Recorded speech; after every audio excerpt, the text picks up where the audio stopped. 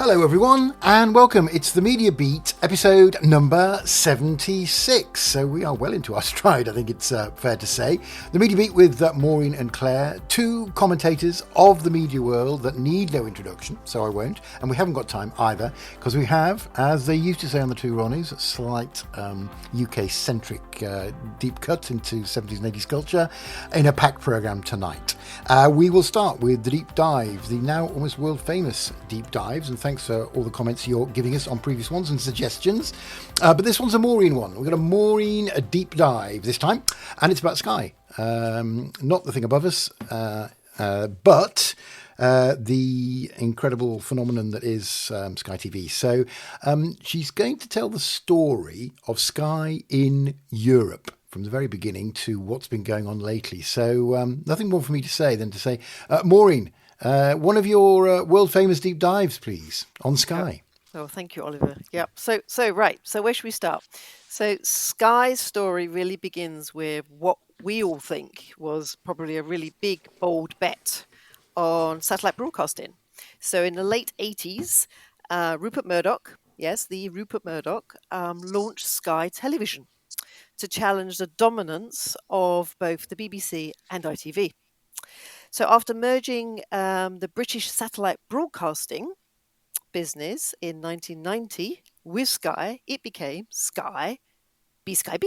So it became B Sky B, which was a commercial disruptor with a clear focus, right? So it wanted to focus on subscription TV revenue, it wanted to focus on premium content, and then later on was very much building into its packages broadband and mobile.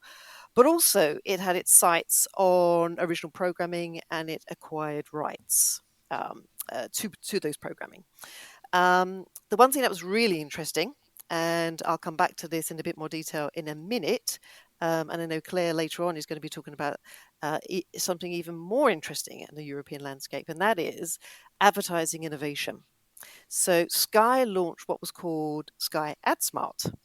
But let's park that for the time being, because we're going to then fast forward from the late 80s to 1992. Now, 1992 was a really pivotal year for Sky because they bought the Premier League football rights. Now, Sky then became, for the next decade, a fully integrated media, and I'm going to emphasize this point, tech business. Anyway, meanwhile, Sky expands to Europe. So Sky Italia is launched in 2003. Gosh, that seems such a long time ago, via a merger of two pay TV operators. One was called Stream and the other one was called Tele Plus. And then Sky Deutschland, Sky Germany, followed in 2009 after News Corp, Rupert Murdoch's business, increased its stake in the Premier AG and rebranded it. So unlike the UK, these European markets, i.e. Germany and Italy, were tough, like really tough. So they had a strong public broadcaster and fragmented, of course, language and cultural preferences. There was a low, and this probably continues to this day, a lower willingness to pay for TV and an intense local competition with real shifting regulatory landscapes. But still, Sky bet on premium sports, tech leadership, and they had real operational scale. And that was very much the long-term vision of Sky and its team for what they envisioned was European consolidation. Anyway, let's pause there and go back to AdSmart. Now, AdSmart is Sky's addressable TV advertising platform. And that was first launched in the UK in 2014. And what it does and what it did and what it continues to do is allow different households to watch the same program, but that household would see a different set of TV commercials. And it's based on location, household income, lifestyle, and even the presence of children or even your dog and a cat. And all this is powered by anonymized data. Now that's in 2014, so it was pretty innovative in those days. And anyway, it was very much the start of a delivery for advertisers for addressable TV ads. Now, in 2019, Virgin Media households joined via partnership, and Sky's European footprint, particularly in Italy and Germany, also benefited from AdSmart. And then we saw later on AdSmart moving into OTT streaming environments like Sky Now and Now TV. Sorry, Sky Go and Now TV. Again, let's fast forward another decade and a bit, and then we have Comcast. Comcast enters the fray and acquires Sky. In 2018, Comcast outbids Disney to acquire Sky for a staggering £30 billion, gaining access to 23 million subscribers across the UK, Ireland, Germany, Italy, and Austria. Let's not forget the Austrians. And the rationale for that, according to Comcast and the press releases at the time, were that globalization for Comcast. Basically, they wanted to reach beyond the US. They also wanted to basically combine Sky's ad tech, i.e. AdSmart, and the customer platform that sat within NBCU Universal content. And they wanted to also tap into the real high growth that they saw in European digital and data-led advertising more broadly. However, this is where it's kind of important. Margins in Germany and Italy lagged that and those of Sky UK. Sky UK remained the jewel in the crown, while Sky Deutschland struggled to turn a profit. And that was probably attributed to the cultural barriers, the high intensity in competition, and probably local habits. And also probably one-size-fits-all strategy just didn't work. Again, let's fast forward again to 2025. Well, in June 2025, as we all know, Comcast announced that it would sell Sky Deutschland to RTL Group for a staggering 150 million euros. That could be up to 530 million euros, with various earnouts and deferred consideration taking part of that, sort of the economics of that deal.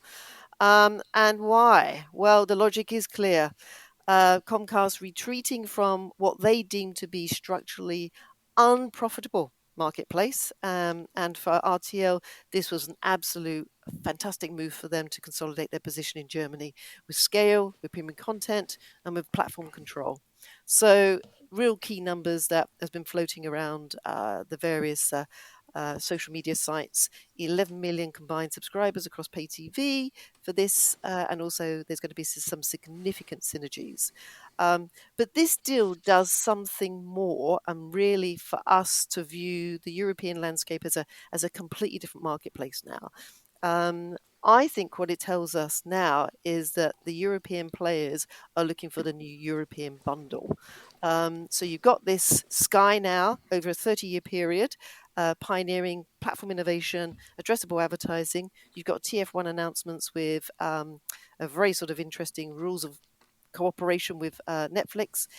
You've got France Television also now moving afoot with Amazon, and of course now RTL having its hands on, or getting its hands on, especially Sky Deutschland. So I think Sky's legacy, if I sat back and just thought about this, is not just about satellite dishes and football, as we always sort of draw those sort of analogies and synonyms for Sky.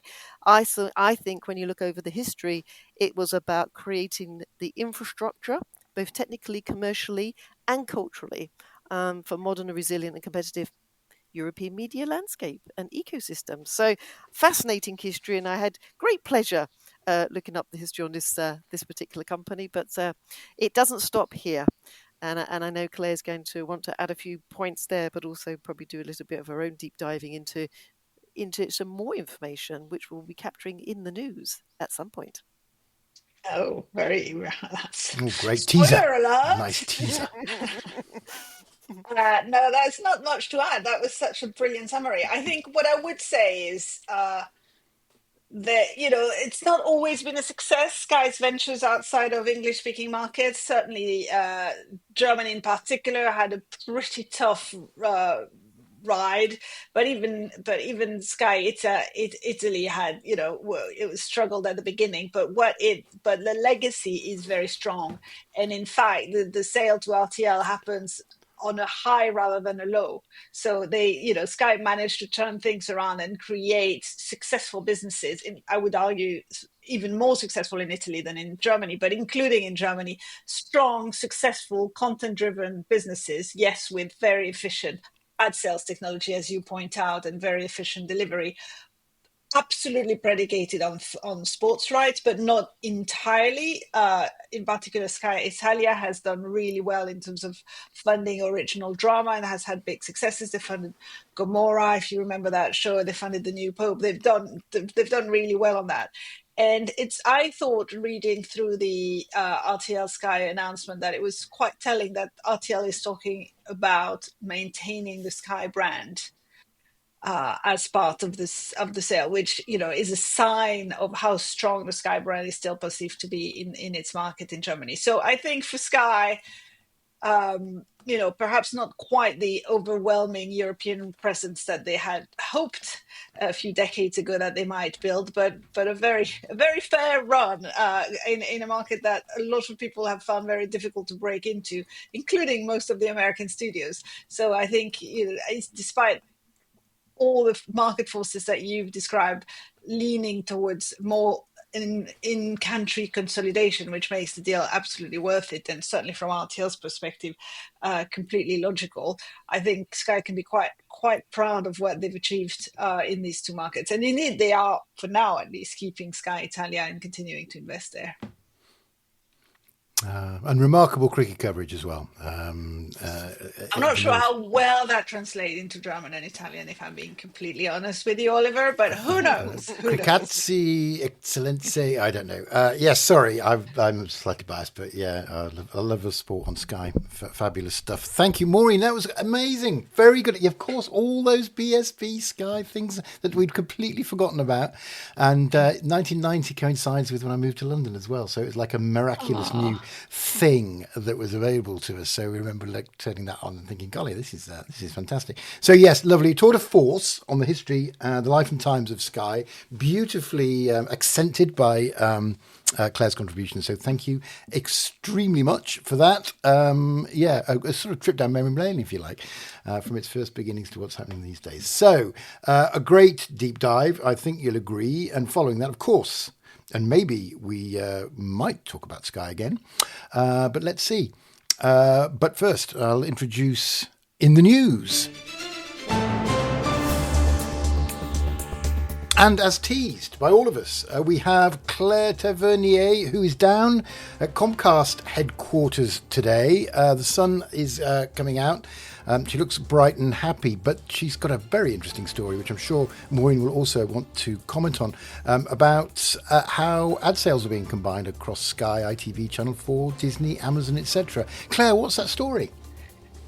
It's very much a continuation of the deep dive, which is interesting because obviously scale is the order of the day for all European broadcasters, and finding scale either in distribution of the content, as TF1 is doing with Netflix, or finding scale on the selling of the ads, that's the absolute goal of everybody as they are trying to compete indeed with the Netflix and the YouTubes of the world. And we have this last couple of weeks, we've heard about two pretty groundbreaking deals, and deals that only a few years ago were unimaginable in the industry. The first one is that Sky, Channel 4 and ITV, so pretty much except for Channel 5, all the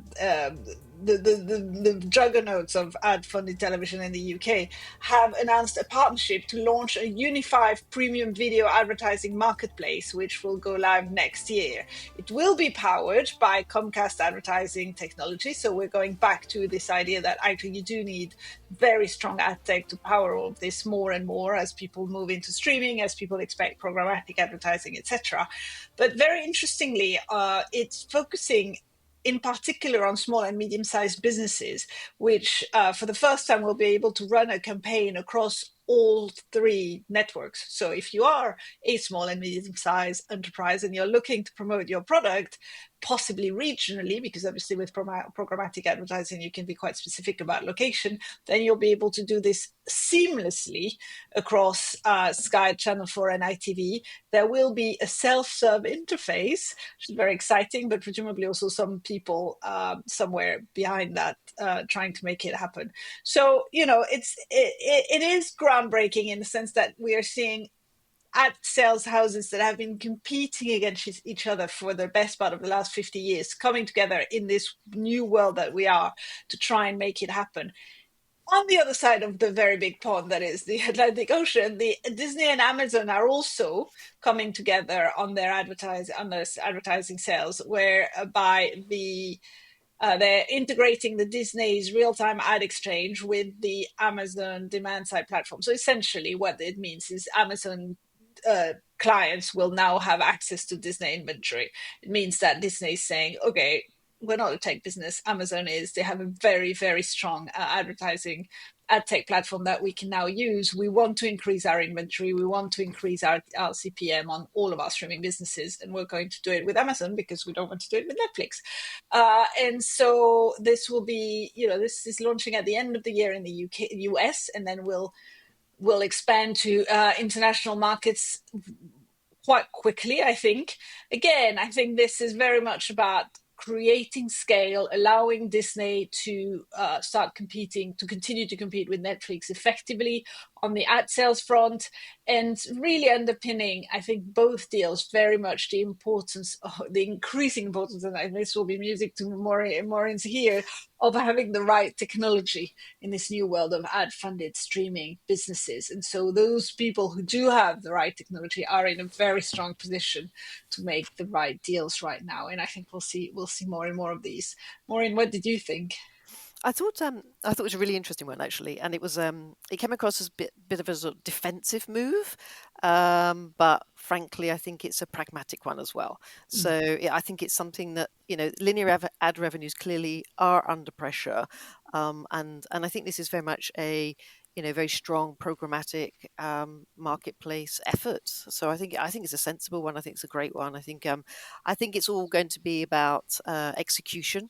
I think it's going to be, whether they can really deliver this technically and commercially, or whether or not it will match the real promise, or it will just remain a sort of loosely coupled alliance fighting for survival. I think they may. I don't know what you've picked up, Claire, but they may be coalescing around Freewill, which is like a standard platform, which I think Sky and Channel 4 are already using. So if it's that, I think then it's got greater chance of being executed smartly and probably will deliver against this promise. But I think it's a great move. I love all these announcements. It's brilliant. People have been so very much busy going on, making deals. very, very busy over the last two, after Yeah. the last quarter and a bit. So yeah, no, great move indeed. And it's not entirely surprising because it takes time to put these deals together, and they've probably been in the works for 12 to 18 months, just before they can get to announcement. So what we're seeing now is the result of the work of the last year or so of a lot of lawyers and PR professionals getting together and trying to find the right way to announce the deal. Yeah, no, indeed. Can I ask a question actually on this as a punter, right? I know all this is already done to sort of entice people to advertise and also, to make money for the people providing platforms. But could there be an improvement in the user experience? In other words, you're going to get more targeted adverts, you're going to get less repetitive adverts, you get an advertising campaign which might relate to you better across platform, or are we cynical about it and think this is money spinning exercise and the punter's not going to notice anything and they're still going to be bored with the same old adverts? If you think about it, Oliver, if you think about it, what you're increasing the size of the pool on both sides, right? You have more advertisers talking to more people. So it should be better for both sides. It should end up being a much more relevant experience for the audience, because they will have access, as it were, to a much larger pool of advertisers trying to reach them. And equally, it will be a much better experience for advertisers because they'll have access to a much larger pool of people and therefore be allowed to target much more specifically. So yes, ultimately it should be a better experience. It's as Claire says, and I think the key word here is addressability. So what they're trying to do is this is a scale play, of course, but it's all about relevance. It's all about relevance, addressability, and personalization. So in answer to your question, you should, as a consumer, have a better experience because you're going to see more relevant commercials or advertising against things that you like and prefer on an anonymized basis, of course, but nonetheless, that ability for addressable is what's critical here.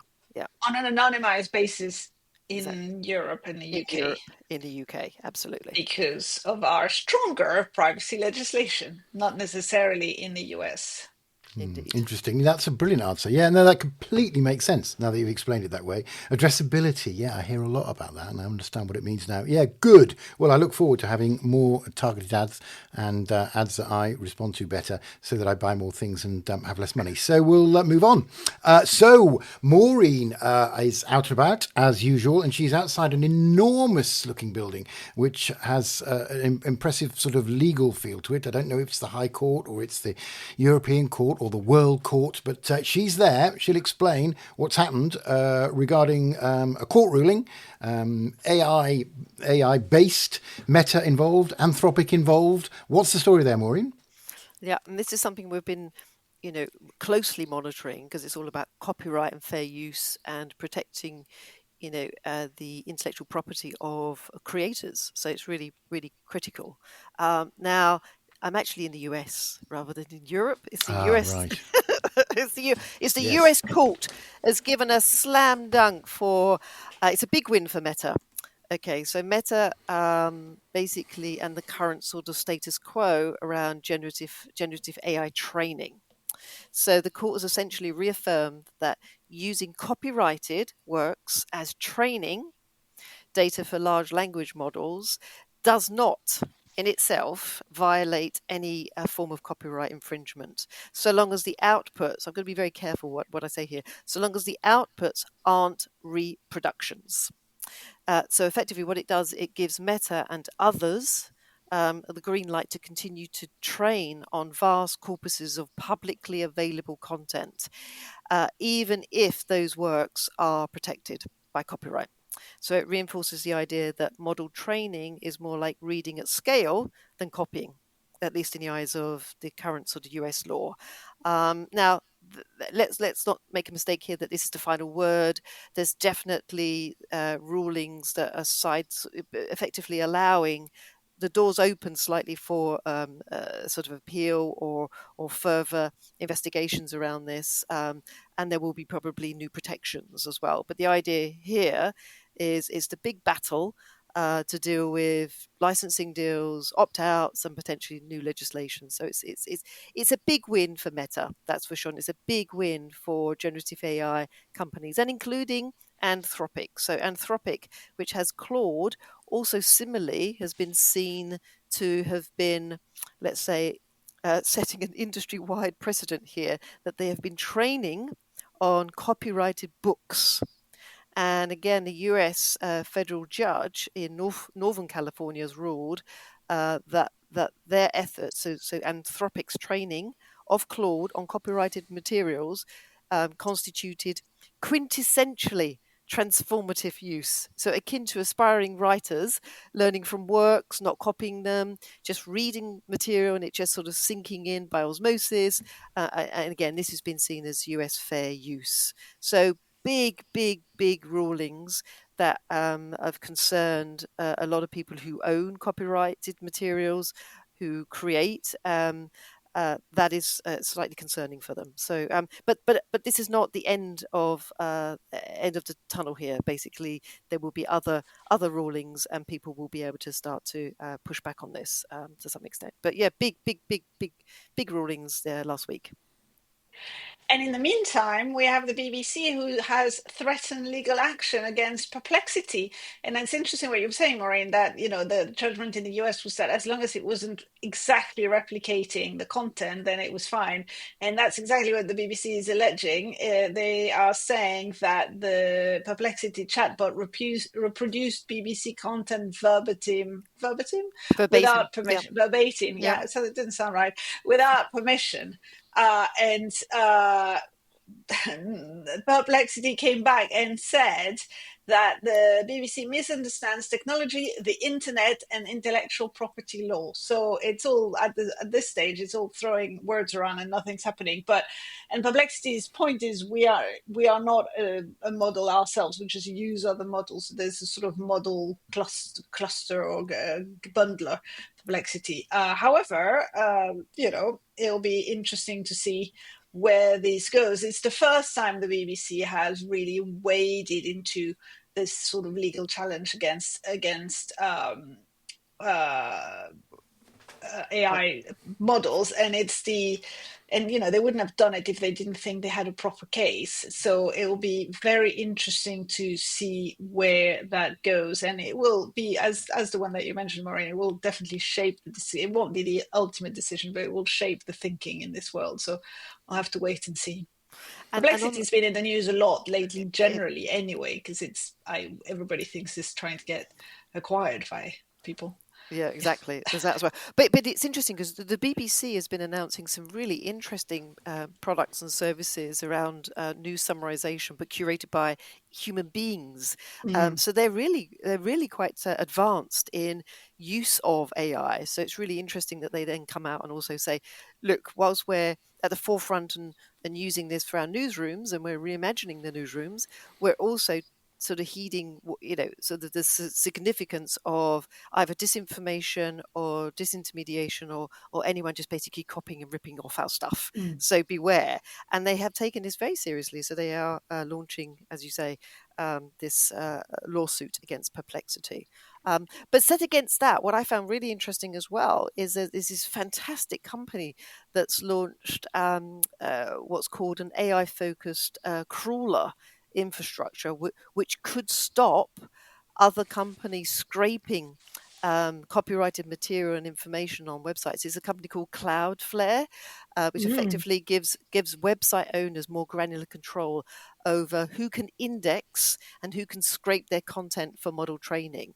So that's going to be fascinating to see how the take-up of that piece of technology will be to fight against, these large techs who are potentially, taking this content for training purposes. So yeah, so much stuff's going on in the last couple of weeks. It's amazing. Yeah. Great. Always good news for us and our news desk, which is groaning under the weight of news stories going in, flooding throughout the world. That does sound like a very significant court ruling. And you heard it here, maybe not first, but you heard it here best explained here on the Media Beat. We now move on to our final story for the day. Claire, you have this one. It involves Netflix. It involves Spotify. What's going on? Well, it's not yet a news story, we should say, and perhaps we shouldn't be reporting rumours, but that one seems quite substantiated, so we are reporting rumours. Recent reports, and specifically an article in the Wall Street Journal, discuss the fact that Netflix and Spotify are in discussion about a potential partnership focused on music-related content. So this would be about collaborating on several projects such as music awards show, a live concert series, celebrity interviews, and artist documentaries. It specifically says short turnaround artist documentaries, which worries me slightly, if I'm being completely honest. Now, we know two things. We know that Netflix has been pushing into live and music programming generally. They've rebooted Star Search, which is, funny, and they've got another program coming up called Building the Band, and we also know that Ted Sarandos, which is Netflix's co-CEO, is on the board of Spotify, so it would make complete sense for them to be talking. To be honest, I am sure they're talking. The question is whether the talks will end up being a deal, because obviously before you get there, there's a lot of hoops to jump through. And remember that Spotify is very they will need to work with the music labels and make sure that this is all possible within the fairly tight arrangement that they have with them. So it's not a done deal by any means, but it does go into everything that we've been talking about: the bundling, the scale, the alliances, the consolidation of both on the content side in this case and on the ad sales side. We're going to see more and more of this, so it's not surprising that we're hearing about these conversations. I am absolutely certain the conversations are taking place. Whether it will end up, whatever comes out of it might be quite small, it might be very major. It will be very interesting to see. And in short, I think it's a really smart alignment of two complementary streamers looking for growth, beyond their own original lanes. I think it's really smart. Nice, really smart. Good summary. Thank you for that. That concludes for this time in the news. And so on we go. Podmojis, will follow. And what we've got, we've got 3 this time.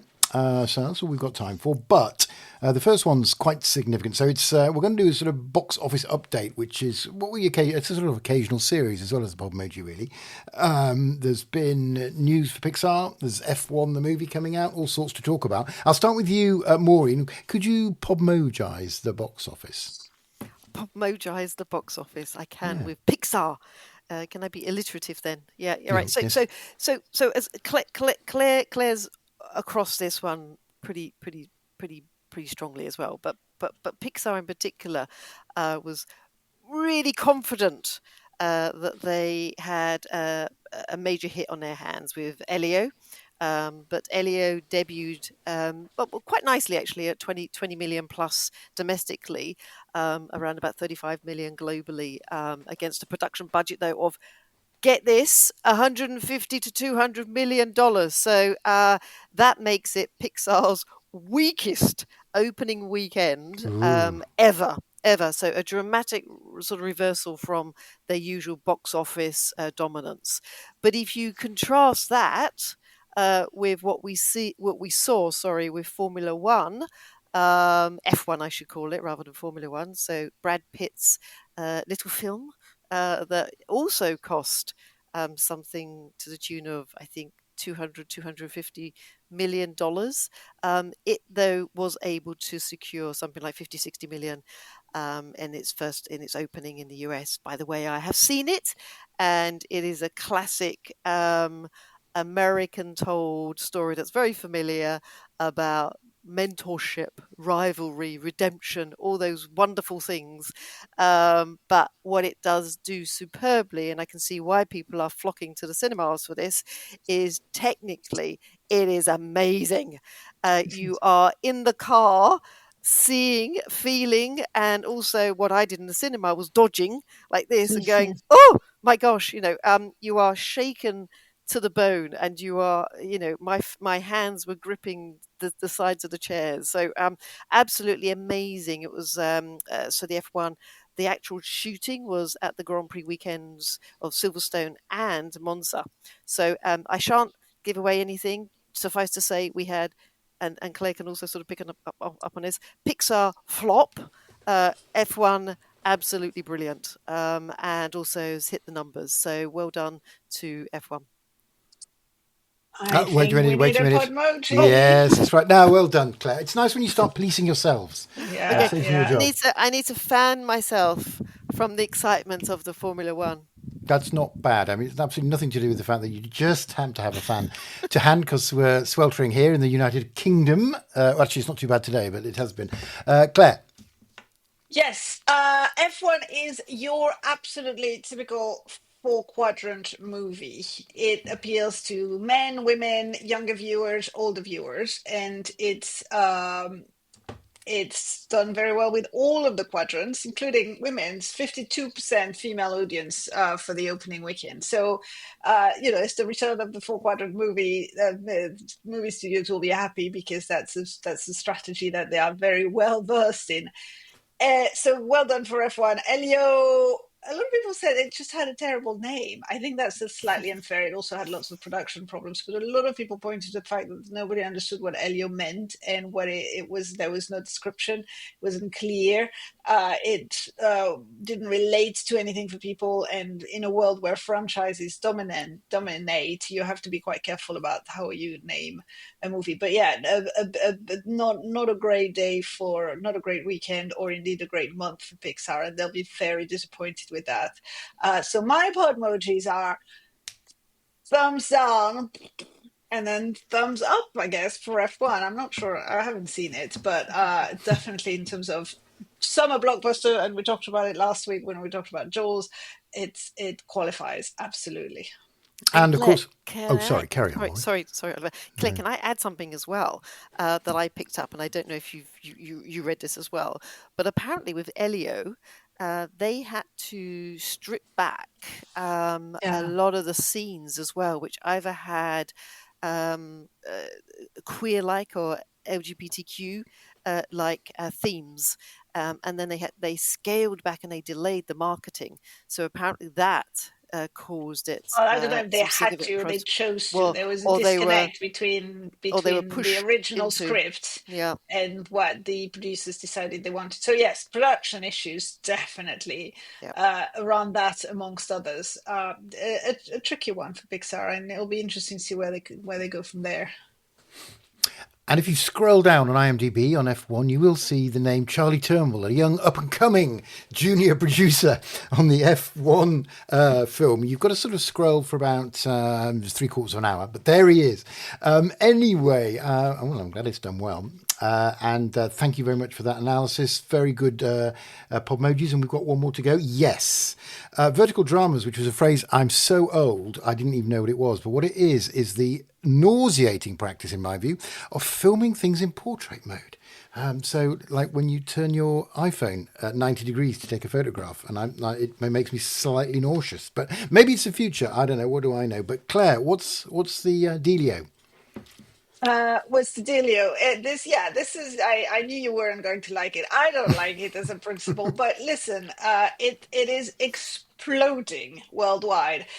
It started in Asia, and it's definitely coming from Asia, but now moving more and more into the US and the UK. They tend to be micro dramas. Bite size is another way to put it. We're talking about a market that's about $5 billion in 2025 and expected to be 15 billion by 2033. So, massive numbers. They tend to be distributed on TikTok, on Reel Short, on Drama Box, which are new places that are specifically targeted at vertical drama. They are increasingly being produced in the UK, which is great for the UK film and TV industry, because a lot of people at the moment are looking for work, and it's good that they have new ways and new places to work. However, what they are finding out is that it's not exactly the same skill. You could be a really great DOP, a traditional DOP, but you have to learn to work with this new medium. So, I mean, what are we thinking? I'm not loving it, to be honest. I feel a bit old. That's what it makes me feel. It makes me feel old. So my emoji, Podmoji, is an old person, because I'm gonna have to be. I'm gonna have to struggle to get used to this principle of vertical drama, but potentially a very large market. I'm gonna have to wait and see whether it really takes off in Europe, but probably will, to be honest. Yeah. So do we have a Podmoji there? Oh, yes. I said, no, you weren't listening, because I did say my Podmoji was an old person. Imagine me. And I didn't see your hands go in that. But is that There an is old no person hand thing? movement. You just have to look at me, and then it's a filter. It's a Snapchat filter.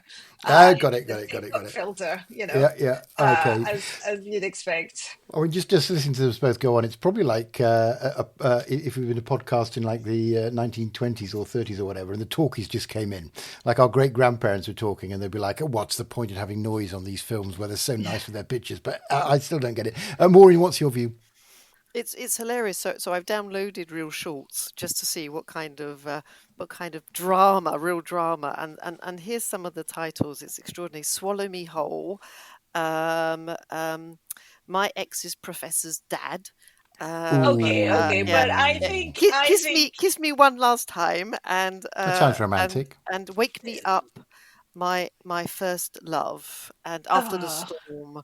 So, but apparently it's like 100 episodes, and they are really addictive. I was watching a BBC documentary about this a couple of weeks back, and they're talking to Gen Zs, and they were just saying they can't put their phones down. It's like 2 minutes after 2 minutes, 2 minutes, 2 minutes, 2 minutes, and the way that the story arc is the cliffhangers are so strong that you keep watching. So peer over the shoulders of people on the tube, and then you'll see they're probably all watching my billionaire's husband's mistress or something like that. So it's extraordinary. Yeah, absolutely extraordinary. Is it delivered through TikTok, or is it its own separately? platform? So Real Shorts is its own company, and it has its own app. And then, as Claire said, it's on social media like TikTok and other, and there are a few other companies as well. So it's a real interesting phenomenon. It's a thing. It's a thing. Do we? Yeah, yeah, yeah, And yeah, yeah. you're looking around your It's like, desk. Oh, you're getting the well, fan again. Right, okay. because it's like real heated stuff, you know. It really is. Yeah, yeah. Very, very, very stretched, but well done. It's a lovely looking fan. I didn't It's expect from to say that it's today. from Meta. It's from Meta. It's one Oh, of Meta fan. It's a it's my branded swag. fan. It's an AI fan. It's an Don't bring AI. your AI fan into our podcast, Maureen. Right. Sorry We about are that. Okay. AI It's the free. swag I picked up Merch. from Cannes Lions in France. So Oh, God, I love free yeah, stuff. Well it's good. done. One more. One more. We promised three. Ah, yes, Maureen. I'll come to you on this one. It's one of yours. It's Amazon losing the rights to Switch 2. What up? Yes, so as Claire and I and Oliver, we've been discussing about Switch 2, and it's like phenomenal. Nintendo's new console has just flown off the shelves, but and in staggering numbers. This and Nintendo have been really strict with Amazon because they have they have discovered that the grey market exists. So loads of people in the US, it's only been blocked in the US. Loads of people in the US have been going and importing on the grey market cheaper versions of Switch 2 because they're quite expensive, and they've been listed on Amazon US. And so Nintendo have stepped up their efforts to, in fact, pull it completely and said you are not allowed to sell Switch 2 at an underpriced, it's underpriced as well, undervalued. You're not allowed to do that, and they have banned Amazon from selling their goods. So instead, you can pick it up from Walmart or Target. So it's extraordinary that we see this, but rightly so. So they're really pushing back on this. Now, apparently, Amazon did try to resolve it, but unsuccessfully. To say, look, we'll authenticate them. We'll make sure that there's the right sort of hologram logo on it. Blah blah blah. No, they've said no way. They've been extraordinarily strict with them. So heated stuff. Oh, yeah. Well, have you got a metaphor that you could use to... Well, yes, you have. You've got the fan, of course. Well Heated done. stuff. Yeah, heated stuff. Fan, cool down. I get it. A brilliant metaphor / pun, probably. I don't quite know. Okay, Claire? Yes, it's interesting because actually they've all sort of denied that there was any sort of rift as well. All of this again is rumors, which we really shouldn't be talking about too much, but it's too exciting. So yes, they've both denied that this was completely that there was any sort of fallout. Albeit it's absolutely true that the Switch 2 is not available on the Amazon US, so clearly there's a problem. Although slowly some of the games have found their way back onto the platform, but not the console. It's interesting. It's you in order to do this, in order to pull your products from Amazon, you really, really have to have a very, very strong market position because they are so dominant. But Nintendo did have it at that moment in time, so they played their cards right, I think. Interesting. I've got a little soldier there. This is war. All right, no, Right that's now, good. Podmoji. That's good. Yeah, That's a good one. that's fair enough. I mean, it can cover any conflict, but that's This, good. It's this was a conflict. Trade wars. Yeah, Yeah. no, very good. That's a very what's that word where something can be used a lot of different times in a lot of different ways? Versatile, I think is the word. Versatile. Yeah, Versatile. it's a It's versatile. not as versatile as Maureen's fan, No, obviously. it's turned out it's a Or useful indeed thing has as well. sunglasses. But Yeah, the No legendary. sunglasses this week. Yeah. No, that's right. So you've moved on, but I fancy we'll see your sunglass collection, particularly if you get a new pair as well. That's always a guarantee for them to feature somehow in the blinding light of that Podmoji. I'll have to use my sunglasses. Well, that's it. We've come to the end. What a goodie! I love the deep dive on Sky. Oh, I love the 4-quadrant thing as well. And there's some more. Oh, is that some more sunglasses you're brandishing as a teaser for next time? Oh, she's taking them out. It's my Ray-Ban. Anyone it's my Ray-Ban listening, Meta. My not Ray-Ban on Meta. YouTube. you They're do nice. love a gadget, but Yeah. they're I not. had to- Yeah. They're quite Ray-Ban nice, Meta. aren't they? Sunglasses. Nice colour. They're Yeah. transitional. They're transitional lenses. Oh wow. Yeah. Oh, blimey, gosh, you love your gadgets. Excellent. Well, that's how we keep up with tech as well on the show. But Yeah, exactly. Yeah, the 4-quadrant movie, Claire. I love that. I Yep. meant to say that at the time. That's great. Oh, Always 2x2 say. Matrix. I'll tell you what wasn't a 4-quadrant movie. It was Elio, poor Elio, but never mind. Oh, really? How many quadrants covered? Half of one. Indeed, the bottom left. Yeah. A little bit of bottom left. So just adding up the points of Podmoji, you both. Oh well, it's a draw this time. You both got 3/4 of a point each. Over the look course at of us that doing Podmoji. Not really bad. well. Really, really good. Congrats. So that's it for now. So that's a shame that flew by. But I have to say, I'm afraid. Goodbye, Claire, for now. Goodbye, Oliver. Goodbye, Maureen. Goodbye, everyone. And goodbye, Maureen. Goodbye, Claire, Oliver, and everyone. Claire, Oliver, and everyone. Everyone has been said goodbye to at least twice, so I'll say goodbye to everyone and see you on the next one. Bye-bye.